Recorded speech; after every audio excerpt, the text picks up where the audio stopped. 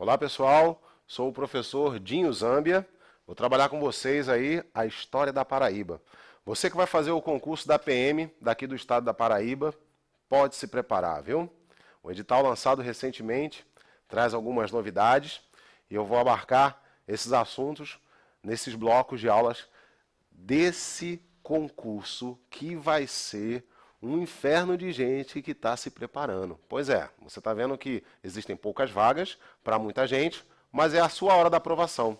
Então vamos ver o que traz, né, de novidade nesse edital e o que já caiu também de História da Paraíba. Vamos começar.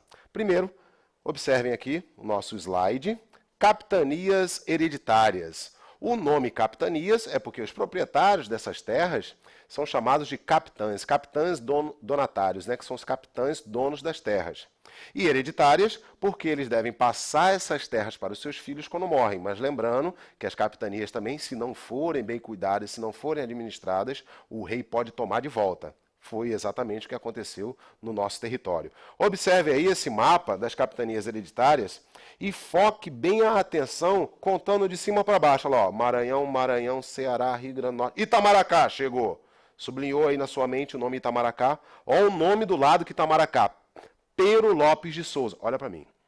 Pero Lopes de Souza é o proprietário da capitania de Itamaracá. Esse nome Itamaracá, depois vai pertencer a Pernambuco e Itamaracá vai ser separada porque a parte de cima vai ser chamada de Paraíba. Pois é, o nome Paraíba no nosso território começa dentro de Itamaracá, ok? As capitanias hereditárias foi um sistema criado em Portugal, em vários territórios no Atlântico, ou seja, ilhas do Atlântico já recebiam as suas capitanias hereditárias, seus capitães donatários, e esse sistema deu certo e foi transplantado para o Brasil. Das 15 capitanias hereditárias, a capitania que vai nascer depois com o nome de Paraíba é dentro da capitania de Itamaracá. Quem é o proprietário? Pero Lopes de Souza. Pois é, mas o Pero Lopes de Souza, ele não se preocupou com a capitania de Itamaracá, até porque ele preferiu ficar mais próximo do irmão dele, Martim Afonso de Souza. Olha para o mapa. No mapa, contando agora de baixo para cima, tá vendo? De baixo para cima, olha o primeiro nome que aparece, Pero Lopes de Souza. Hein? Vai subindo mais um pouquinho, Martim Afonso de Souza, irmão dele, que é de São Vicente. Mais acima, Santo Amaro, Pero Lopes de Souza. Pessoal, olha para cá. Se Pero Lopes de Souza tem 3 capitanias, 2 estão ao sul, próximas ao irmão dele, ele se preocupou muito mais em ficar no sul do país. Isso foi bom para quem? Para os índios que habitavam aqui o território paraibano, que não tiveram tanto incômodo, porque houve uma despreocupação do governo português em dominar esse território. Ok? Observe no seu slide também que tem aí ao lado o mapa original das capitanias hereditárias e logo em seguida uma foto que mostra aí o brasão da Paraíba, tá vendo? A capitania da Paraíba, que na verdade o nome nasce como Real Capitania da Paraíba, só no ano de 1574, depois de um evento que tem aí escrito Massacre de Tracunhaém. Olha para mim, o que foi o Massacre de Tracunhaém, essa tragédia do Tracunhaém? Tracunhaém é um território que pertencia ali à entrada de Itamaracá, entre a capitania de Pernambuco e a capitania de Itamaracá. Esse território aconteceu uma chacina. Índios atacaram um engenho de teste, um engenho do Diogo Dias, que tinha aproximadamente de 500 a 600 pessoas. E por que os índios atacaram? Porque a filha do cacique Iniguaçu, que é o cacique que mandava no atual território da Baía da Traição, o cacique Potiguara Iniguaçu, viu sua filha sendo raptada. Provavelmente essa filha foi levada para a região da onde tinha esse engenho, o engenho do Diogo Dias. Óbvio, os índios seguiram e cerca de 1.500 índios atacaram, destruindo esse engenho, deixando tudo em cinzas. Obviamente, Pernambuco ficou muito preocupada, viu? Por que Pernambuco ficou preocupada? Porque em 1574, Pernambuco já era a capitania mais próspera do Brasil por causa da cana-de-açúcar. O solo massapê, né? Cana-de-açúcar, meu amigo, estava enriquecendo Portugal. Então, o rei de Portugal, quem era? Observa o slide. Está ali, ó. O massacre de Tracunhaém. Desmembramento da capitania de Itamaracá. O rei de Portugal, Dom Sebastião, ordena a conquista de Pernambuco. Aliás, desculpa, a conquista da Paraíba. Por que ordena a conquista da Paraíba? Porque os índios que atacaram na Paraíba podem atacar Pernambuco. Então, para preservar Pernambuco e alargar a lavoura canavieira para a Paraíba, o rei de Portugal ordena a conquista da Paraíba. Então, olha para mim. Olha para mim, não era aqui Capitania de Itamaracá? A Capitania de Itamaracá, aonde tem a ilha de Itamaracá, aquele trecho ali ficou pertencente a Pernambuco e a sobra, a parte de cima, ficou para quem, pessoal? Ficou com o nome de Paraíba, porque os índios já chamavam o rio de Paraíba, que é o rio mau, rio de difícil navegação, rio tortuoso, rio caudaloso. Então, o rio Paraíba dá nome a Capitania da Paraíba. Quem foi que deu o nome da Capitania da Paraíba? O rei de Portugal, Dom Sebastião. E o rei de Portugal, Dom Sebastião, ele dá o nome da capitania antes da capitania ser conquistada. Por isso que ele ordena as expedições de conquista da Paraíba, que são quantas? 5 expedições. Observe as expedições de conquista da Paraíba. Olha ali. Primeira expedição de 1574, o líder da expedição é Fernão Silva. Essa expedição foi terrestre. Logo que ele chega no território próximo ali do que a gente chamou hoje de Cabedelo, ele sobe numa pedra e faz a lavratura oficial. Estou aqui em nome do rei de Portugal para lavrar oficialmente a terra, mas quando ele não esperava uma chuva de flecha, ou seja, um malogro, que significa o quê? O final trágico, um ataque potiguara. Sai todo mundo correndo, alguns sobreviventes voltam para Pernambuco, voltam para a capital do Brasil, que é Salvador, e fica todo mundo com medo de atacar a Paraíba. Mas logo depois vem a segunda expedição. A segunda expedição vai ser liderada pelo Dom Luiz de Brito, que era o governador-geral do Brasil e deveria ter vindo na primeira expedição, mas foi mandar o Fernão Silva, agora ele vai ter que vir para conquistar a Paraíba. Mas ele não vem por terra, ele não quer cometer o mesmo erro, ele vai fazer uma expedição marítima. Quando ele vem chegando com as embarcações no atual território ali, onde passa de Pernambuco para Paraíba, por ali, perto do mar de Pitimbu, uma grande tempestade. Essa tempestade provoca o naufrágio de algumas embarcações. As embarcações que resistiram voltaram, então, para a capital do Brasil, para Salvador. Por isso que vai haver, então, a terceira expedição.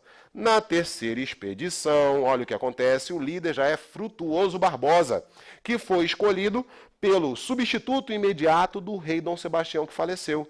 O substituto imediato foi o cardeal Dom Henrique, amigo do Frutuoso Barbosa, que chama esse comerciante e grande aventureiro Frutuoso Barbosa para vir conquistar a Paraíba. Essa expedição marítima, ela vem chegando até o que a gente chama também hoje de Cabedelo, onde tem ali a foz, né, do rio Paraíba. Tem muita tempestade e eles conseguem descer em terra. Quando eles descem em terra, a mesma coisa que aconteceu com a primeira expedição. Um ataque surpresa potiguara, que mata muita gente, os sobreviventes sobem nos barcos e navegam fugindo do território. Terceira expedição, então, foi um malogro, teve também esse final trágico. Mas qual a diferença para a primeira? Que a primeira é terrestre e a terceira é marítima. Não, a segunda nem chegaram no território. Vamos para a quarta expedição. Quarta expedição de conquista da Paraíba.